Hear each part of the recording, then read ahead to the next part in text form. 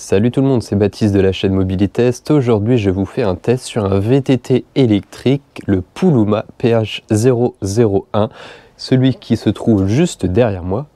Et comme d'hab, petit rappel du programme juste avant de commencer. Donc la vidéo sera composée de 3 parties.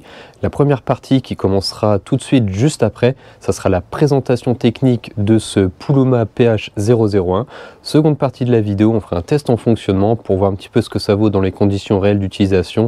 Test de freinage, test de vitesse, le comportement général du vélo, etc.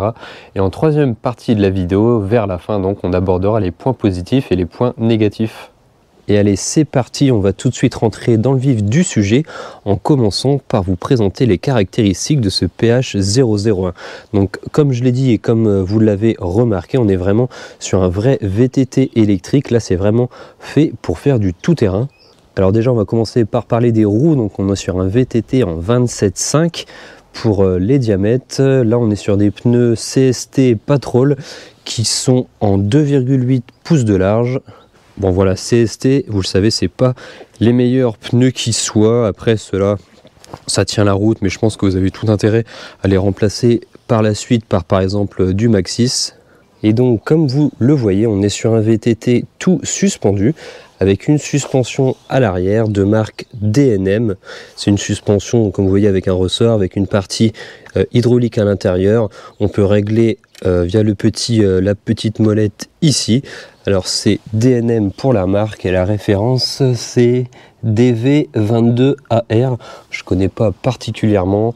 Après DNM, c'est une marque qu'on retrouve un petit peu de temps en temps. C'est pas une marque chinoise qu'on trouve nulle part. C'est une marque un petit peu connue malgré tout. Et on a ici la fourche à l'avant. La fourche à l'avant, elle n'a rien de bien particulier. Par contre, franchement, vous allez voir dans la partie test en fonctionnement, je trouve qu'elle fonctionne vraiment super bien. C'est un vélo électrique, donc on va parler de la motorisation. On est sur un moteur dans la roue arrière d'une puissance nominale de 500 watts.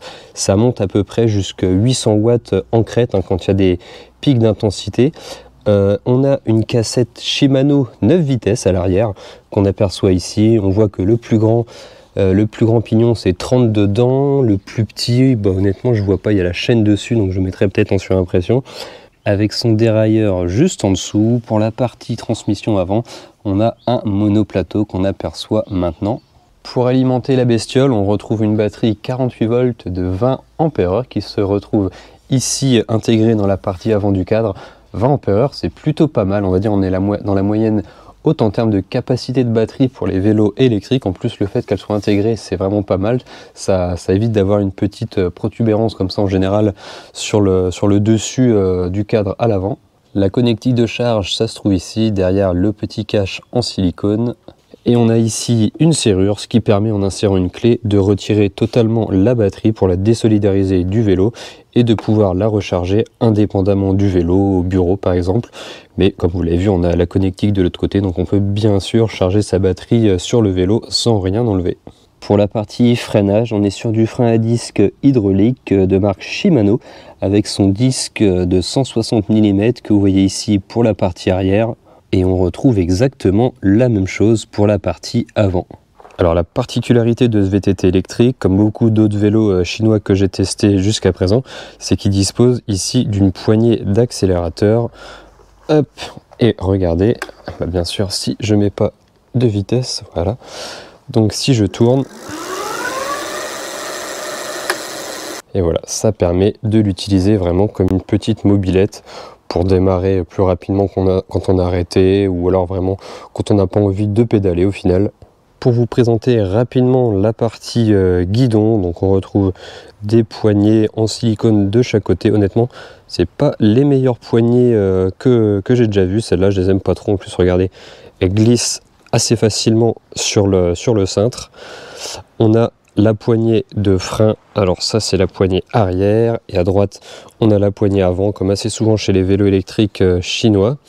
On retrouve un afficheur monochrome au milieu, en noir et blanc donc, avec un boîtier sur lequel on retrouve 3 boutons, bouton plus, bouton moins, qui permettent, comme vous voyez, là voilà, je passe à 5, ça permet d'être dans le mode d'assistance le plus élevé, et quand on redescend à 0, c'est-à-dire qu'on n'a pas du tout d'assistance électrique, et au milieu le bouton power pour allumer ou éteindre le vélo. sur la partie droite, donc je l'ai dit tout à l'heure, on a l'accélérateur, on a également la poignée de dérailleur arrière. Alors, poignée de dérailleur, c'est assez particulier parce qu'on a aussi un klaxon qui se trouve ici. Le problème, c'est que c'est mis de cette façon, parce que sinon, quand on veut monter les vitesses avec le grand levier qui se trouve ici, ça vient taper dans le klaxon. Et pareil, là, en fait, c'est un petit peu incliné vers l'avant. Normalement, ça doit être plus rabattu. Le problème, c'est qu'on peut pas, parce que pareil, ça vient taper dans ce coin-là. Donc là, voilà, c'est pas le meilleur combo qui soit de mélanger ces deux-là, parce que du coup, la poignée la poignée de derrière est un petit peu positionnée à l'arrache. C'est pas hyper ergonomique. Pour parler des accessoires, eh bien, il n'y a pas grand-chose hormis une lumière avant qu'on aperçoit ici. D'ailleurs, je vais vous l'allumer. Voilà. Bon, ça éclaire plutôt bien. Le problème, c'est qu'on en a seulement une à l'avant. On n'a rien du tout à l'arrière.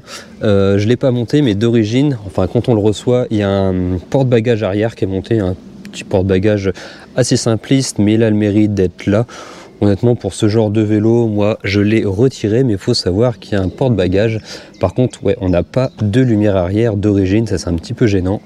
Et pour parler un petit peu des chiffres, maintenant, on va commencer par parler de l'autonomie.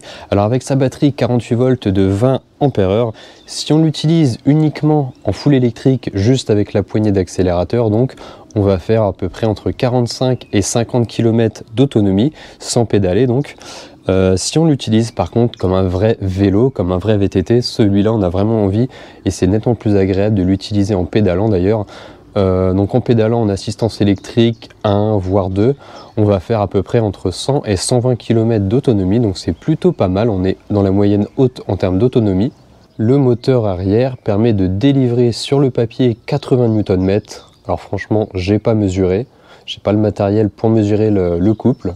Pour ce qui est de la vitesse max, ça pointe à 40 km/h vitesse GPS. C'est pas énorme, après on est sur un moteur de 500 watts qui monte jusqu'à 800 watts en crête. On est loin des gros moteurs Bafang 1000 watts, 1200 watts en crête qui montent à 50-55 km/h. Après on est sur un vélo qui est pas hyper lourd non plus, on est sur environ une trentaine de kilos, forcément ça reste toujours lourd, mais on est quand même sur un vélo électrique avec une grosse batterie de 20 ampères-heure, donc c'est ce qui fait également pas mal du poids de ce vélo. Et on va finir la partie caractéristique en parlant du prix. Donc il s'affiche à 1500 €, enfin je crois hein, 1490 € ou un truc du genre. Je mets le lien en commentaire, ça c'est le prix de base. Ça sera peut-être encore plus accessible si jamais il y a des codes promo ou quoi. N'hésitez pas à aller faire un tour assez régulièrement parce que à l'heure où je fais la vidéo, je crois pas qu'il y en ait, mais peut-être que quand je posterai la vidéo, justement, il y aura peut-être des codes promo. Donc voilà, environ 1500 € pour ce Puluma PH001.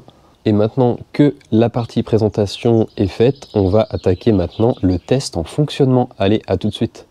Et nous voilà lancés pour la partie test en fonctionnement de ce Puluma, ce VTT électrique de 500 watts. On le verra tout à l'heure, ça peut monter bien plus haut en crête.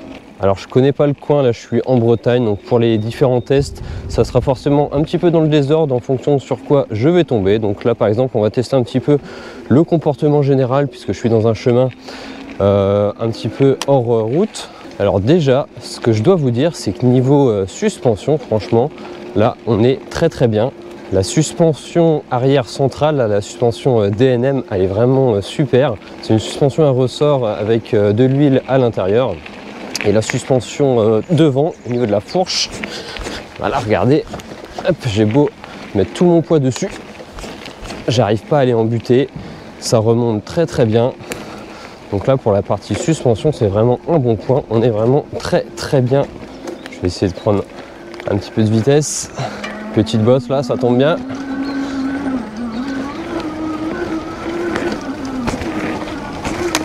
Voilà le petit saut, je suis tombé au bon endroit on va dire.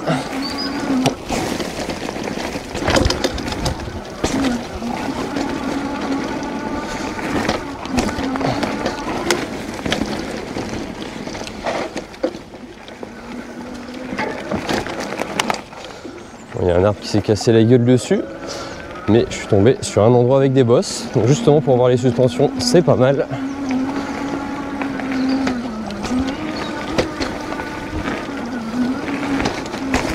Voilà, vous avez vu, pas si on se rend bien compte à la caméra, mais en tout cas moi je trouve les suspensions vraiment superbes. Hop.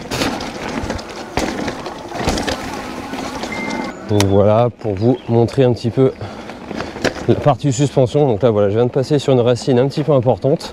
Voilà, on va essayer de rouler un petit peu, puis comme ça on verra encore un peu plus ce que ça donne. Je parlerai également juste après de l'assistance électrique. Donc là on va passer là, tiens, hop. Et bien on va parler tout de suite d'ailleurs de l'assistance électrique. Alors sur 5 niveaux, quand on se met en mode 0, là actuellement je suis en mode 0, on n'a pas du tout d'électrique, même à la gâchette. Dès que je mets le premier mode, voilà, ça s'active, et l'avantage c'est qu'on est vraiment tout en douceur. Là, niveau assistance électrique, c'est vraiment pile poil comme j'aime bien au premier mode. Voilà, on est à 10 km/h, 10-11 km/h, tranquille. Mode 2, petite poussée supplémentaire, je vais changer les vitesses au vélo. Voilà, on avance tranquille, 15 km/h. Troisième mode. Donc là on est sur un capteur de cadence, hein, c'est pas un capteur de couple. Après pour le prix en général, c'est des capteurs de couple qu'on trouve pour ce tarif. Voilà, on est sur environ 25 km/h pour le mode 3. Mode 4, ça part encore un peu plus vite. Au passage, vous avez remarqué les racines. Suspension avant au top là. Franchement, c'est une des meilleures suspensions que j'ai eues jusque là. On va être sur environ 30 km/h pour le mode 3. En plus, c'est très réactif. Dès que j'arrête, hop, l'électrique s'arrête. Ça repart à quasiment un demi-tour de pédale quand je fais tourner les pédales. Et mode 5, environ 40. Et on va tester maintenant la vitesse max à la gâchette. Mais normalement, on devrait être pareil aux alentours des 40. On remarque d'ailleurs que là, je suis environ à 750 watts de puissance instantanée. J'étais tombé à peu près 800 tout à l'heure, mais après la batterie était un tout petit peu plus chargée. 35, 37, 38, 39, voilà, on était à peu près à 40. Et concernant la cadence au niveau du pédalage, à partir de 35, on commence à avoir une cadence de pédalage quand même assez rapide. Regardez, voilà, là je pédale quand même assez vite. Concernant le freinage maintenant, c'est plutôt pas mal, on est sur du frein à disque hydraulique de marque Shimano. On va voir un petit peu ce que ça donne. Allez, c'est parti, je suis à 30. Voilà, pas de surprise.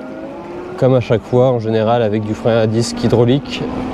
Comme je l'ai dit tout à l'heure, je suis en Bretagne, donc on va rouler un petit peu sur les dunes dans le sable. Alors quand c'est du sable comme ça, qui est bien tassé, ça y va bien. Par contre, forcément, dès que le sable est assez tendre, on va dire, quand il y en a pas mal, et ben, ça devient un peu plus compliqué. Mais on va en profiter. Bah regardez, justement là, voilà, là c'est un peu compliqué. Ça y a été quand même parce que j'avais un petit peu de vitesse. Regardez, hop là, si je me mets juste à la gâchette, j'en chie un peu, je suis obligé de pédaler en même temps. En même temps, c'est un vélo. Alors là, c'est parti, donc juste à la gâchette, puissance maxi. Là, je suis à fond. Je suis à 15 km/h. Ça y va quand même, hein. Ça reste quand même relativement puissant, mais comme j'ai dit tout à l'heure, j'ai déjà eu bien plus puissant. En tout cas, c'est vraiment sympa à conduire ce Puluma ou Puluma, je sais pas comment on l'appelle. Hop là, les petits cailloux, les suspensions ont très bien fait leur job. C'est un vélo qui est plutôt sympa, un VTT, parce que là on est vraiment, on va dire, sur un vrai VTT. Ce qui est pas trop pratique par contre, c'est au niveau du changement de vitesse sur le vélo, parce qu'au niveau de la poignée d'accélérateur, il y a un klaxon juste en dessous. Et par défaut, c'était un peu trop rapproché la poignée d'accélérateur, enfin la poignée du dérailleur arrière. Et ce qui faisait que ça tapait dedans à chaque fois qu'on changeait de vitesse. Et pire, ça se mettait à klaxonner à chaque fois puisque ça tapait dans le klaxon. Donc par défaut, donc je l'ai redécalé un petit peu vers la gauche. Le problème, c'est qu'on est obligé de le incliner un peu vers l'avant. Donc enfin voilà, je sais pas si vous voyez, mais c'est vraiment pas hyper pratique, je trouve. On est obligé d'aller chercher loin avec le pouce, un petit peu derrière, pour descendre les vitesses, c'est pas top top. Donc voilà pour la partie test en fonctionnement. Globalement, c'est vraiment un bon vélo, un bon VTT qui passe partout. Et on va passer maintenant au point positif. Et nous voilà de retour. J'espère que la petite promenade vous aura plu. On va donc attaquer maintenant les points positifs. Alors, qu'est-ce que j'ai bien aimé avec ce VTT électrique? Alors moi, j'ai vraiment bien aimé, c'est son confort, c'est ses amortisseurs, que ça soit l'hydraulique avant, l'hydraulique arrière sous la selle. On est vraiment très bien amorti. Là, c'est vraiment un bon point. J'ai bien aimé ses 9 vitesses. J'ai bien aimé son assistance électrique qui est pas excessive dès le mode 1, on est genre vers 10 km/h, un truc comme ça, et ça pointe jusqu'à 40 km/h, je crois, quand on est dans le mode le plus puissant. Donc voilà, on n'est pas sur un capteur de couple, c'est dommage. Après, on n'est pas sur un VTT qui est extrêmement cher. Donc voilà, j'aurais préféré forcément un capteur de couple, mais on peut pas tout avoir. L'assistance électrique reste quand même pas trop mal. J'ai bien aimé ces freins à disque hydrauliques Shimano. Là voilà, comme à chaque fois quand on a du frein à disque hydraulique, en général on n'a jamais de surprise. C'est vraiment un bon freinage et j'ai bien aimé sa maniabilité avec son guidon qui est quand même assez large. Concernant maintenant la partie point négatif, alors je trouve honnêtement que ça manque un petit peu de puissance. On est sur un vélo de 500 watts qui va monter jusqu'à peu près 800 watts en puissance en crête. Après, j'ai l'habitude d'avoir des gros fat bikes de 1000 watts, etc. Mais bon, je trouve quand même que les 500 watts de puissance nominale, c'est un poil léger à mon goût. Après, peut-être qu'une personne lambda, entre guillemets, qui n'a jamais essayé de vélo électrique va trouver ça puissant malgré tout. Et j'ai trouvé ça un petit peu moyen de mettre un petit porte-bagages, mais de ne pas mettre de garde-boue et de ne pas mettre de lumière arrière. Pour vous faire une conclusion sur ce PH001, c'est un vélo qui est très confortable, qui a de très bonnes suspensions. Ça tombe bien, c'est un vélo qui est fait pour faire du tout-terrain. Ce vélo, il est proposé à 1500 €. En plus, ce vélo, il intègre quand même des composants qu'on trouve ailleurs. C'est pas du composant chinois qu'on retrouve qu'en Chine.